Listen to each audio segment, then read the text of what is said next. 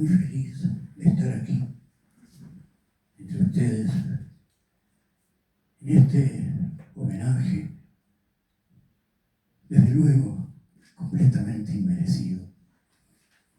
Pero han insistido tanto que no podía rehusarme. Me parecía un fresco este sí. Y muy contento de que esta jornada, este viaje, comience con Grecia. Porque en Grecia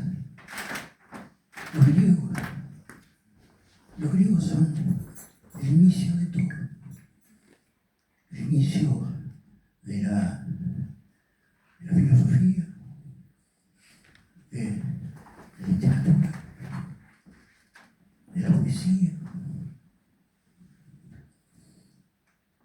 Y como decía Borges, yo no, el otro,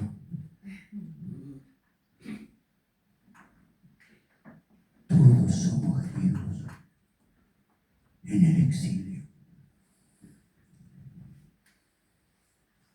Todos somos griegos en el exilio.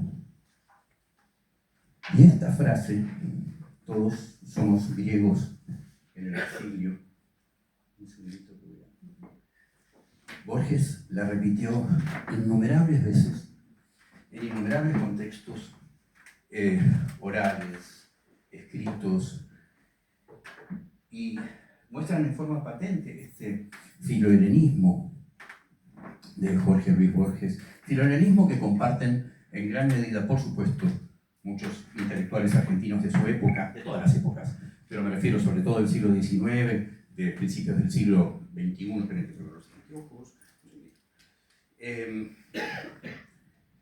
y es una frase que tiene un largo pedigrí. Un largo pedigrí. La primera vez que alguien dijo todos somos griegos fue Percy Shelley, el poeta inglés de principios del siglo XIX, la pareja de Mary Shelley, la jovencísima adolescente autora de Frankenstein. Y él fue uno de los poetas románticos por antonomasia que se involucró fuertemente con las guerras por la independencia de Grecia en la misma etapa que estábamos teniendo nosotros también, las guerras de independencia y las revoluciones y las conformaciones de los estados estatales en Sudamérica y en otros lugares del mundo también, si vamos al caso. Y en esas mismas épocas, por ejemplo, murieron su gran amigo Lord Byron, ¿sí? Lord Byron murió en las luchas por la independencia griegas en principios del siglo XIX. De hecho, la fecha de su muerte se conmemora como el Día del Filoheleno internacionalmente, ¿sí? Filoheleno, o sea, la noción de filohelenismo, de amor a lo griego, es una noción que desde el padre de Alejandro Magno ya estaba totalmente instalado, pero se resignifica, se resemantiza en esta época, en la época de las guerras de independencia. Y Percy Shelley, en 1821, en Pisa, fines de 1821, escribe un largo poema épico, Hellas, ¿sí? O sea, Grecia, donde en el prólogo dice esta frase, "We are all Greeks", todos somos griegos. Y esta frase va a pegar fuerte, se convirtió en una especie de muletilla, Y después fue siendo repetida por otra gente, porque de alguna manera en estos luchadores entusiastas de muchos países, no solo griegos, o sea, de un montón de países, estoy hablando por ejemplo de poetas ingleses, venían de Estados Unidos y perdieron la vida, insisto, en estas luchas, se veía a Grecia como un epítome de la ilustración, del iluminismo recientes, ¿sí? De la libertad y de la democracia y por lo tanto de la búsqueda de estos elementos. Y en Argentina hay toda una tradición, sobre todo la generación del 37, Sarmiento, Alberdi, Mármol, Echeverría, Miguel Canepadre, bueno, y tanta gente que pertenece, digamos, a esta generación, que hacían una invocación muy constante a estos ideales helénicos, ¿sí? Como faro, de alguna manera, para ese Estado y para esta democracia que se estaba intentando consolidar, para este país que se está intentando consolidar. Y ni hablar después de la década del 80, la generación, perdón, del 80, que va a, con Bartolomé Mitre a la cabeza, Pellegrini, bueno, Roca, bueno, un montón de gente, realmente son un montón de Miguel Cané, hijo, sería largo enumerarlos a todos, ¿no? Pero todas estas personas tuvieron una constante de una referencia habitual a Grecia, a los valores, digamos, de la cultura griega. Ha sido una constante en toda esta generación del 80, y esto va a ser rescatado por Leopoldo Lugones.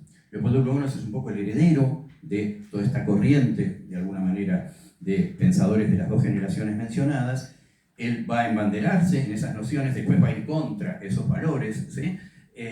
Pero en toda su primera etapa súper filohelénica, él repetía constantemente: todos somos griegos, o sea, la versión por supuesto castellana de la frase de Percy Shelley. Y Borges, que sentía una gran admiración en su primera etapa por Lugones, y después, como siempre pasa con estas cosas, necesitó ponerse, digamos, en contra de él, digamos, matar al padre, ¿no? De alguna manera, le agregó esta noción de todos somos griegos en el exilio. Frase que dijo, reitero, en innumerables ocasiones y contextos, este autor que hoy estamos recordando a los 40 años de su muerte.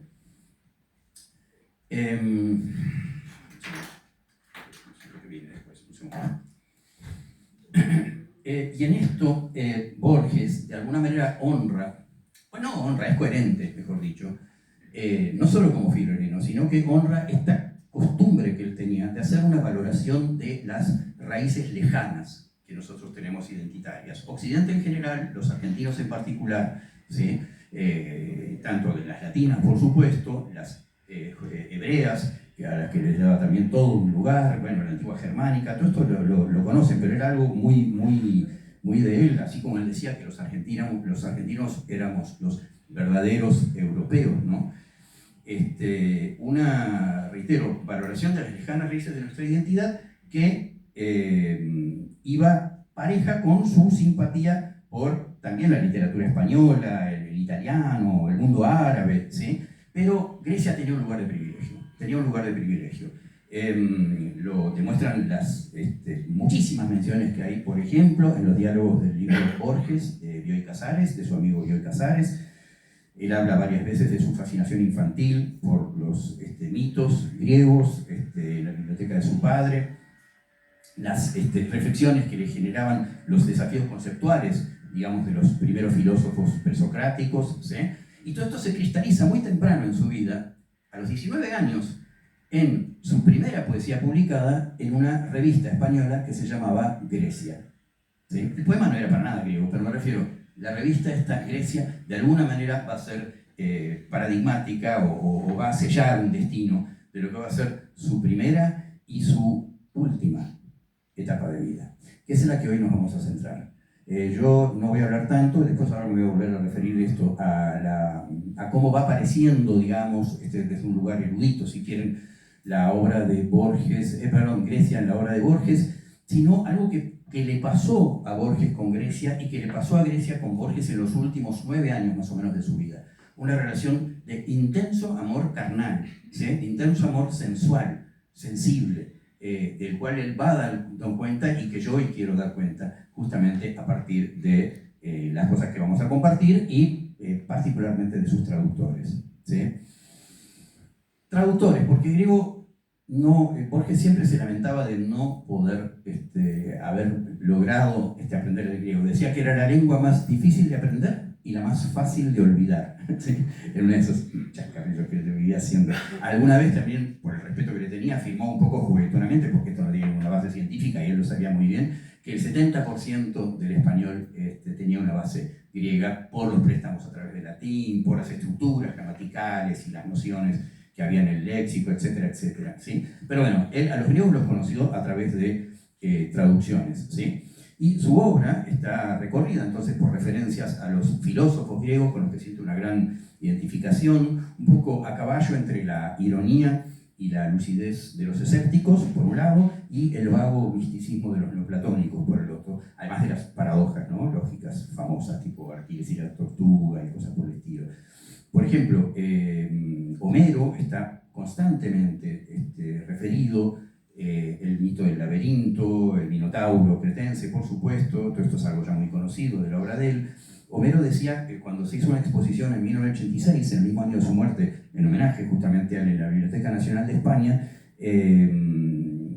apareció, digamos, estadísticamente, ¿sí?, Homero como el autor más citado después de Shakespeare, la Biblia, Dante y Cervantes. Y todo esto va a tener que ver justamente con esta identificación que se hace entre Homero, el mítico poeta ciego, ¿sí?, padre de la literatura occidental, así como Borges, desde que está, es como un poco el padre de todo lo que vino después en Argentina, y con otro ciego legendario, que es el adivino Tiresias, ¿sí? Es decir, Borges como vate, como vidente precursor del mundo posmoderno, ¿sí?, y de su borramiento de la figura del autor, del relativismo, del multiverso virtual, de la Biblioteca Universal de la Web. Y lo convocaba particularmente el Ulises homérico, ¿sí? Todos somos griegos en el exilio, ¿sí? El eterno e insatisfactorio retorno a la patria lejana, en su último diseño, decía entonces, tomó una forma muy tangible, amable, incluso sensual, del contacto con la Grecia moderna, con sus ciudades, con sus ruinas, con sus intelectuales y con su música, ¿sí? Y fue una fuente declarada por Borges a viva voz de felicidad, ¿sí? Con esto acá se genial. Sobre la presencia de lo griego a lo largo de su obra hay trabajos múltiples trabajos detallados. Quiero compartir en esta placa algunos de ellos, los voy a mencionar muy brevemente, una selección de trabajos de él, de poesías vinculadas a Grecia por la traductora de poesía griega Nina Angelidis, el libro Atlas, los últimos libros escritos sobre justamente sus viajes con María Codana en el 83, 84, 85, un artículo muy bonito de un gran erudito y amante del mundo borgiano y de la literatura griega, un gran traductor de griego moderno que es Horacio Castillo, que se encuentra en la web, y después un par de libros de García Gual, Borges y los clásicos de Grecia y Roma, ¿sí? Y Adrián Huisi, el mito clásico en la obra de Jorge Luis Borges. Estas cosas van a aparecer, ahora las menciono muy rápidamente, como referencia en la revista, en el sitio web, perdón. En la revista, porque en julio va a salir un dossier específicamente dedicado a Borges, del Colegio de Traductores Públicos de la Ciudad de Buenos Aires, y en el sitio web del colegio, en la sección de la Comisión de Idiomas de Baja Difusión, que estamos básicamente organizando este encuentro de hoy, va a aparecer un artículo con estas referencias bibliográficas y un link incluso a un PDF para poder bajar, que hizo nuestro compañero Ramiro Pérez, con toda una gran cantidad de fragmentos, digamos, de la obra de Borges donde figura todo esto, ¿sí? Pero bueno, insisto que lo que yo voy a dedicarme ahora es más bien a hablar de la gozosa relación que él tuvo en su última etapa de vida con la cultura griega, la que tanto admiro. Empezando por un hecho quizás poco sabido, y es que en Grecia Borges es una figura muy conocida y querida, casi como si fuera propio. Esto me consta, yo he estado muchas veces en Grecia, con mucho contacto con mucha gente, y sienten una cosa de Borges como, bueno, muy propia. Es una especie de pop star ahí. Lo mismo pasa con Mafalda, que muchos griegos no saben que es argentina, piensan que es griega. Y bueno, después por supuesto, aparte de los consabidos Messi, Maradona, qué sé yo, porque así como el argentino ilustrado promedio, podríamos decir, sienten una especie de simpatía natural por lo griego, ¿no? Por cuna de la cultura, qué sé yo, la música, el turismo, todas esas cosas. Los griegos sienten una gran curiosidad por los griegos, por Argentina, ¿sí? Por nuestros íconos políticos, por nuestra cultura. Si uno se pone a hablar con un griego cualquiera y dice que es argentino, enseguida empiezan a hablar del Che Guevara, de Perón, de Evita, del helicóptero de la Rúa, de los últimos presidentes, y empiezan a dar cátedra, inclusive, bueno, pero ustedes, no sé si usted sabe que tuvieron 2 presidentes griegos, sí, bueno, Bartolomé Mitre, de larga ascendencia griega, Mitre viene de Dimitri, ¿sí? Pero venían unos griegos que habían estado en Uruguay y después se vinieron para acá, y después agregan a Cristino Nicolaides, el general malhadado, pobrecito, de la Guerra de las Malvinas, que supuestamente habría tenido la presidencia interina, pero no fue así. Esto es un mito griego que les gusta decir a los griegos, así piensan que Argentina tuvo 2 presidentes griegos.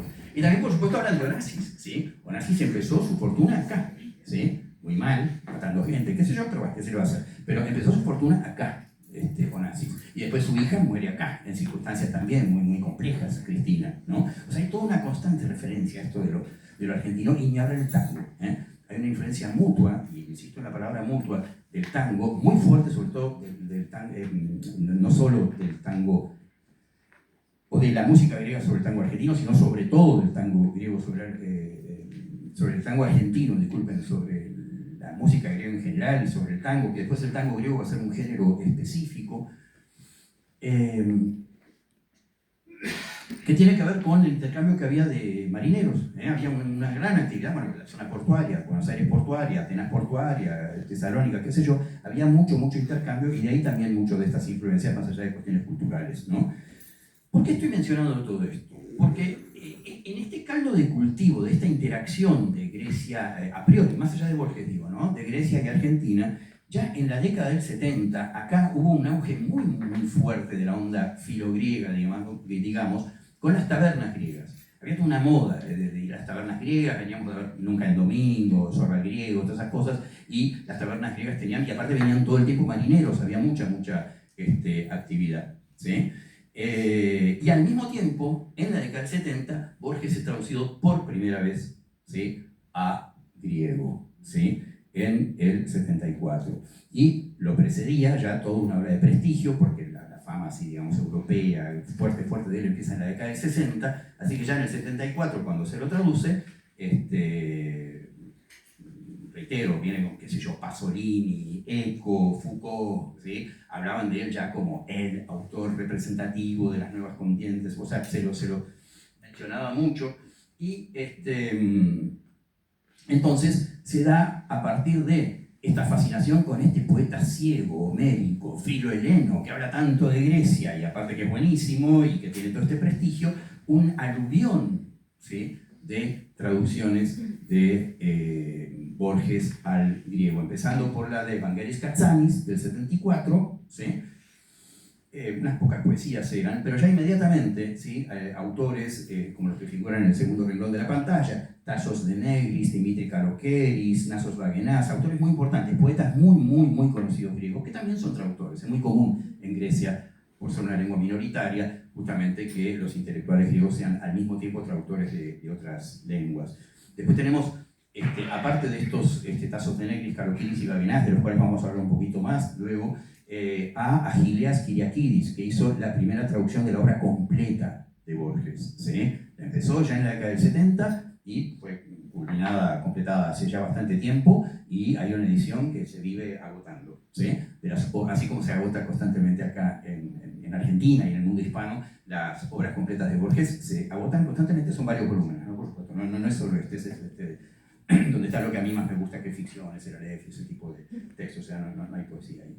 Y ya que estamos entre muchos de nosotros traductores, me parece que hay que honrar, al menos desde la mención, de que se escuchen los nombres de los principales traductores de Borges, aparte de los que acabo de mencionar: Ifigenia Staropoulou, Spiros Tsakanias, Yorgos Beis, Clio Davelli, Chrysatzamadou, Eka Gazis, Dimitra Papavasiliou, Fipos Gigopoulos, María Tombru, Yanis Doukas, entre muchos otros, ¿sí?, de aquellos que lograron de alguna manera, o hicieron que Borges sea tan amado en Grecia, ¿sí? Por ejemplo, acá, esta es una foto de Kyriakidis con Borges, ¿sí?, el traductor de su obra completa, ¿sí? Porque Borges estuvo en una etapa final de su vida, ya les dije, y me voy a ocupar bastante de eso, mucho en Grecia, ¿sí? En esa década del 70, a la cual acabo de hacer alusión, y donde empezó todo este torrente, digamos, este aluvión de traducciones de Borges al griego, fue también la década en que murió la madre de Borges, ¿sí? Entonces él empezó a viajar por el mundo, acompañado por María Kodama, ya que, bueno, ya no estaba la madre al lado, y Atenas no le fue ajena.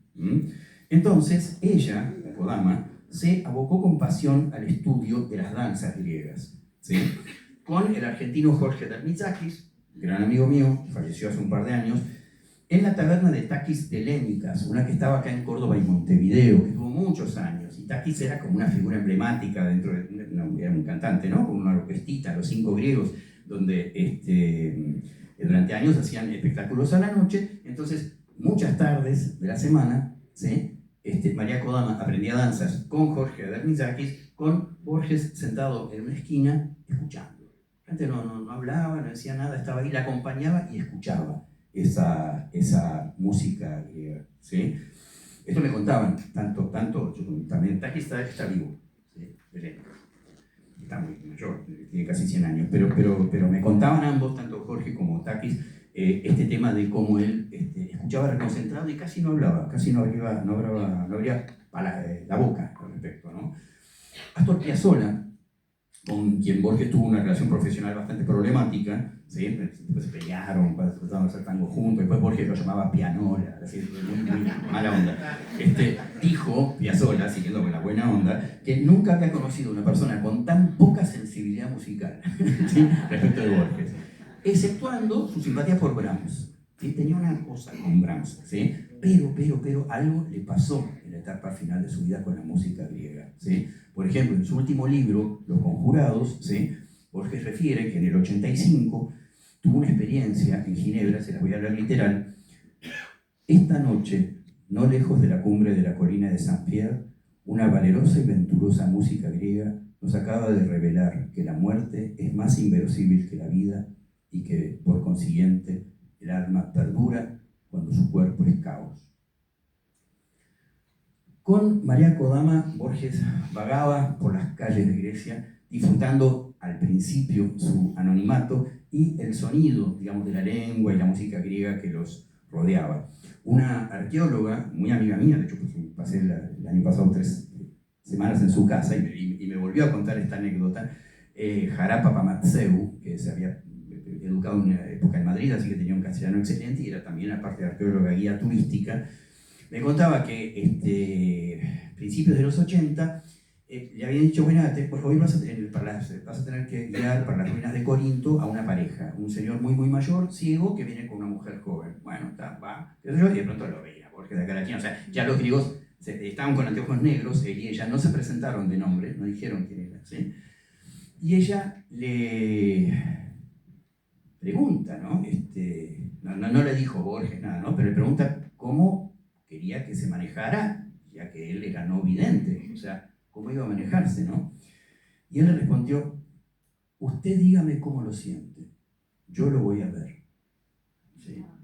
Y después ya, en el 84, cuando visita Creta porque le dan un doctorado honoris causa en la Universidad de Creta, ahí ya sí, es súper famosísimo, Dimitri Kalokiris, uno de los grandes poetas y traductores de Borges que mencioné, y otros testigos narraban cómo él, cuando fue a visitar las ruinas de Knossos, o sea, el laberinto del Minotauro, todo el tiempo se quedaba tocando hay una foto, ¿no?, de él en las ruinas de Knossos, tocando la piedra y como en silencio reconcentrado y todos mirando ahí, ¿no? Digamos, pues era como muy...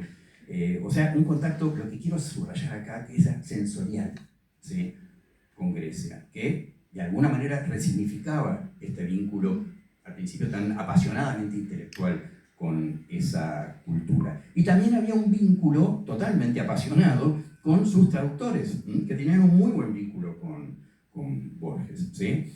Uno de estos grandes poetas que mencioné, Nasos Vagenas, ha narrado más de una vez un episodio extraordinario que tuvo lugar en septiembre del 83, cuando Borges ya era archiconocido en Grecia. A mí estos detalles me los contó Carlos Spinelli, que fue un gran colaborador de Borges durante una larga época en la Biblioteca Nacional, y traductor de poesía griega, un famoso traductor de poesía griega, en colaboración con Nina Angelidis, un tipo muy bonachón, contaba muy bien las historias. Y me contaba esto de que Nasos Vagenas estaba en la avenida de Panepistimiou, que quiere decir avenida de la universidad, charlando con otros poetas intelectuales, eran una camarilla de 4 o 5 personas, que estaban hablando de qué estaba haciendo cada uno. Y él dijo, no, yo estoy muy ocupado, pues estoy escribiendo una tesis sobre Borges y tratando de traducir su obra y qué sé yo, y bla, bla, bla. Y de pronto alguien pregunta, pero Borges no tendría que haberse muerto. En uno de sus textos él dijo que para esta época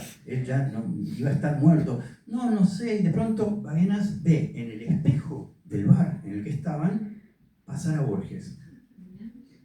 Y dice, ¡Borges! Y nosotros, sí, Borges, estamos hablando de Borges, supuestamente tiene que estar Borges, Borges, y sale corriendo detrás de esa figura que vio fantasmal, ¿sí? Espejo, justo, ¿no? Borges. Y bueno, lo para y le dice, disculpe usted, Borges. Y él felicísimo, felicísimo, contaba Baguenás, de ser reconocido y de ser así con buena onda. Y le empieza a contar que le está escribiendo una tesis sobre él y que es un gran admirador y que escribe y le dice, y aparte, bueno, sabe, yo mismo soy también escritor y me estoy animando a escribir algunas poesías y cuentos y realmente trato de hacerlo imitando su estilo, tengo el atrevimiento de imitar su estilo.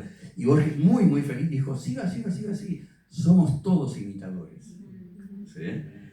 Una frase que después otro traductor, del cual vamos a hablar dos palabras también, y vamos a leer algo de Dimitri Kalokiris, mencionando esta pequeña anécdota que narraba Baguenás, cita a T.S. Eliot, ¿no? Donde dice que los poetas inmaduros imitan, los poetas maduros roban, los malos poetas distorsionan lo que toman y los buenos poetas lo transforman en algo mejor o al menos en algo diferente. ¿Sí? Y en ese diálogo, ya después ya viene a entrar en confianza, se sacaron una selfie, ahora vamos a ver un par de imágenes. Baguenás le dice, disculpe, Borges, pero ¿usted no escribió que ya tenía que estar muerto? Y Borges se quedó así un segundo y dijo, no, se equivoca, yo no, el otro. Bueno, rememorando esa cosa de Baguenás, ¿sí? Acá hay un escrito donde Baguenás cuenta todo esto en una revista, en uno de los infinitos dossiers que hay sobre Borges en Grecia, revistas, libros, etcétera, etcétera. Él cuenta, Borges tinodó Panpistimio, o sea, Borges en la avenida Panpistimio, en la avenida de la universidad, cuenta toda esta anécdota, ¿sí? Y ahí después aparece la poesía, acá con la selfie que yo les decía, ¿sí? Y lo que voy a hacer ahora, porque es una poesía muy breve, por suerte, ¿sí? Es compartirles la poesía para que ustedes puedan verla en español. Espero que la vista les dé para poder verla en español. Y yo voy a leer la poesía original de Baguenás, ¿sí? Que se llama O Jorge Luis Borges, Stinodó Panpistimio. Jorge Luis Borges en la avenida de la universidad, ¿sí? Y dice así: Επιζών του θανατού σου, σειραφώντας ένα ξεφούσκο τολίγιο αττικό, ανέβαινες αργά την Πανεπιστημίου με το λεπτό και σκονισμένο μπαστούνι του Τσέστερτον. Μπόρχες, τυφλωμένε, πολύφημε, η φαινή σου μουδροζίζει τα κόκαλα, κατά βάθος είσαι Έλληνας. Το φως έχει καθίσει στους ώμους σου. Πίσω από τις μελανές σου μεμβράνες διακρίνεις τη μεθυσμένη σκιά του σολουμού. Με ένα μαύρο ταξί σ' ακολουθεί ο Όμηρος, συνυχθισμένος, σβήνοντας τσιγάρα πανωτά. Μαζεύει το νόμισμα που πέφτει κάθε τόσο από τα μελά σου δόντια. Sí, también eso. Ese es el poema, digamos, de Baguenás. ¿Sí? Y gracias. A Baguenás y a Borges. Y también me pintaba Spinelli una escena en la que Spinelli, este señor de la izquierda, el gran amigo, de hecho, o sea, pasó, ya falleció también hace unos cuantos años, pero que colaboró en varias cosas que hicimos juntos, qué sé yo, y me contaba anécdotas de Borges, ¿no? Y una de ellas era cuando uno de los traductores de El Evaristo Carriego, que es difícil de traducir a otro idioma, El Evaristo Carriego, tiene 3 traducciones en griego, la de este señor, ¿sí? De Kyriakidis, una primera traducción de Dimitri Kalokiris, y después una de este señor, del cual voy a narrar la anécdota, Tasos de Negris, ¿sí? Que había venido a la Argentina porque quería conocer dónde ocurrían las cosas del Evaristo Carriego, ¿sí? Entonces Spinelli me contaba que lo estaba llevando, un señor así muy bonachón, muy corpulento, muy buena onda. Me contaba una anécdota que estaban yendo en auto por la Juan B. Justo, ¿sí? Y entonces le dice, che, Tasso, ¿sabés por dónde estamos yendo? No, le dice, por la avenida Juan B. Justo. Y ¿sabés lo que hay abajo? ¿Qué? Está entubado el arroyo Maldonado. Y el tipo empezó a llorar.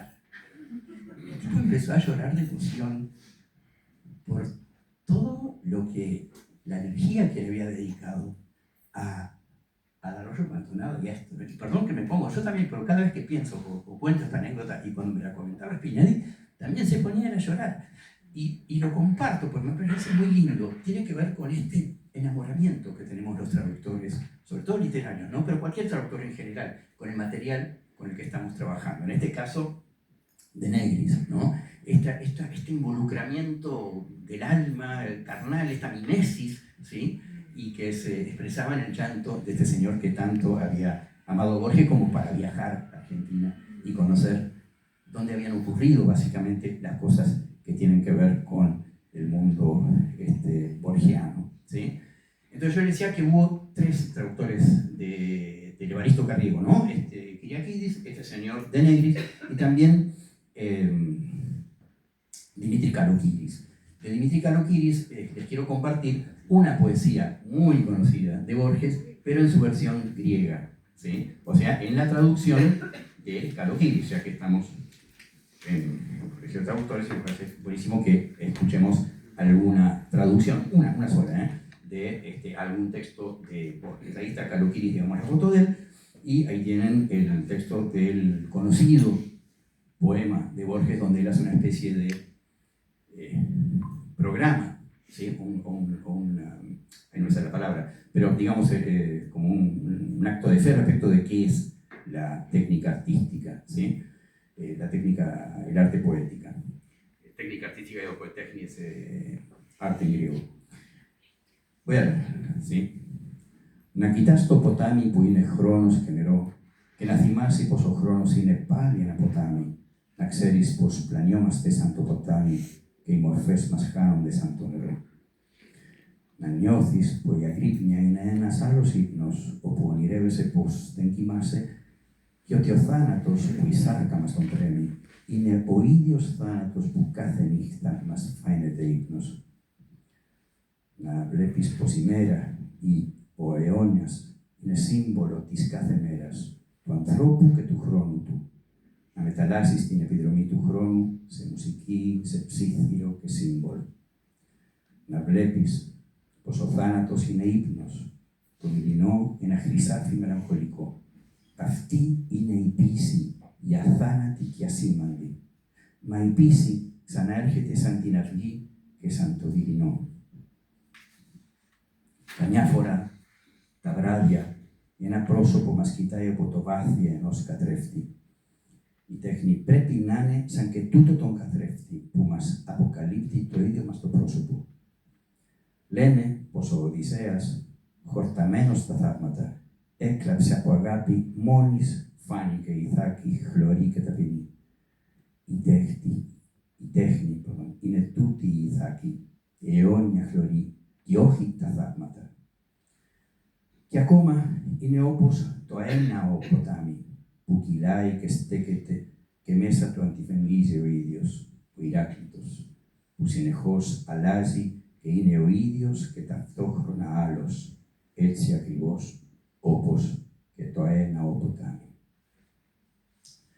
Yo voy a pedir si podemos, musiquita, vamos a escuchar un poquito de música griega, no porque vamos a poder escuchar música griega de por sí, sino porque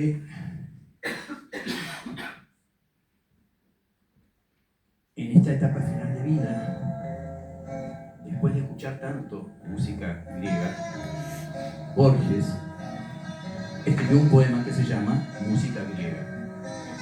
¿Sí?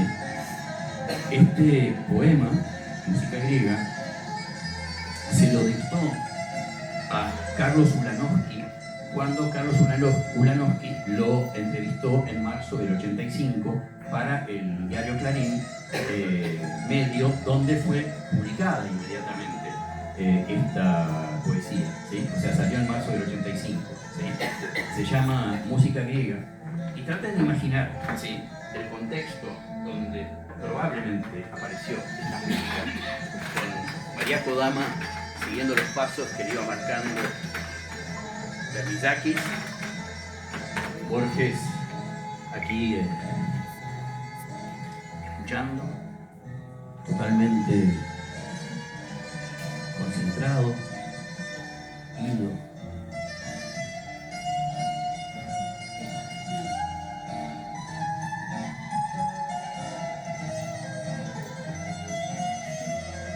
Hasta que empieza entonces la música, no solo por los pasos de ella, sino por cómo va elevándose a tomar cuerpo.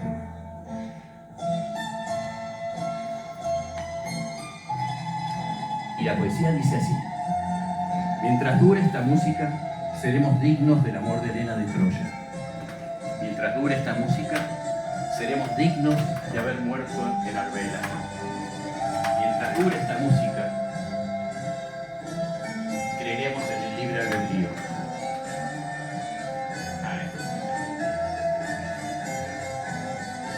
Mientras dure esta música, seremos la palabra y la espada.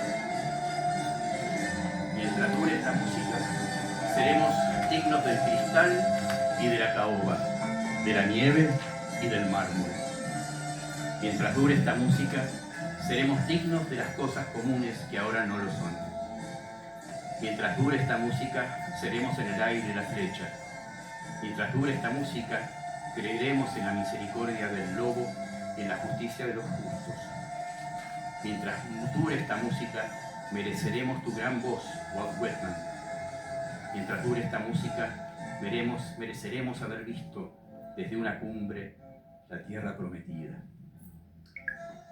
Borges le comentó a su biógrafo, Roberto Alifano, ¿sí?, en un momento en que le recita esta poesía que todavía no había sido publicada, se paró en el medio de la poesía mientras le estaba recitando y le dice: si este poema lo llega a leer Herminio Iglesias, seguramente dirá: qué pobreza de lenguaje que tiene este Borges, se la pasa repitiendo la misma línea. Borges, parafraseándolo, incorregible. Y bueno, me gustaría terminar esta, espero breve, exposición inicial con el discurso, breve también, de Borges cuando recibió el doctorado honoris causa en Creta, en la ciudad de Rethymno, el 12 de mayo del 84. Pero un segundito que está acá, y con esto vamos a cerrar. Se los leo, ¿sí? No lo quiero tapar.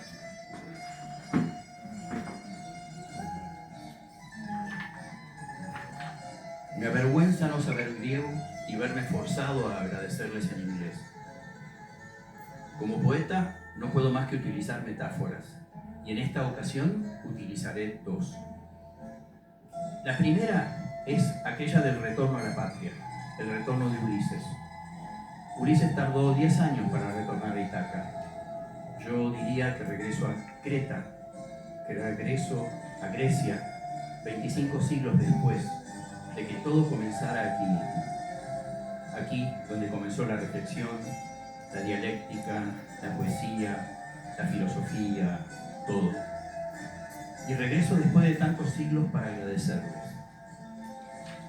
Esa es la primera metáfora. Pero hay una más, aún más extraña, y no queda más que elegir entre una de ambas. La segunda metáfora es el sentimiento de haber estado siempre aquí. Recuerdo haberle preguntado a mi padre el significado de las palabras Magna Grecia. Él respondió que eran el sur de Italia y Sicilia. Y luego, hablando solo, continuó: ¿acaso la Magna Grecia sea el mundo entero? Mis primeras lecturas fueron, recuerdo, las fábulas de los hermanos Grimm, Las Mil y Una Noches, Alicia de Lewis Carroll y, por supuesto, la mitología griega. De mi padre aprendí filosofía, comenzando por la célebre carrera entre Aquiles y la tortuga de Zeón de Lea. Me impresionó profundamente esa paradoja, me parecía una especie de pesadilla, que la carrera continuara, que Aquiles no pudiera alcanzar la tortuga, que la tortuga estuviera siempre delante de Aquiles y que todo continuara eternamente. De la mitología griega me impresionaron los 12 trabajos de Hércules, la expedición de los argonautas y, por supuesto, el mito del laberinto. Pasé mi vida leyendo y escribiendo, y esas dos cosas me hicieron feliz. Fíjense la felicidad que tiene la cara en la foto, ¿no? El mito del laberinto me interesó siempre. Sin embargo, el laberinto no me produce solo temor, sino también una suerte de esperanza. Porque si el mundo es caos, estamos perdidos. Pero si es un laberinto, entonces queda alguna esperanza. Existe un propósito, un plan secreto dentro de este caos aparente. Pasé mi vida leyendo y escribiendo poesía, y toda la poesía proviene, como sabemos, al menos en Occidente, de Grecia. Y Grecia nos dio también la filosofía. Y al decir filosofía digo no solo las respuestas, sino también los enigmas y los cuestionamientos. Enigmas y cuestionamientos que ocuparon a los presocráticos y a Platón. Y ahora pueden elegir. Pueden considerarme un griego exiliado en América del Sur que regresa a su patria, o decir que siempre estuve en Grecia, quiero decir espiritualmente, no corporalmente. Ya pueden escoger. Pero lo que quiero que comprendan, y sé que me entienden, o más bien sienten, uno siente más que comprende, es que me siento feliz aquí, muy dichoso de estar en Grecia y que estaría aquí por siempre, aun cuando mi cuerpo esté ausente.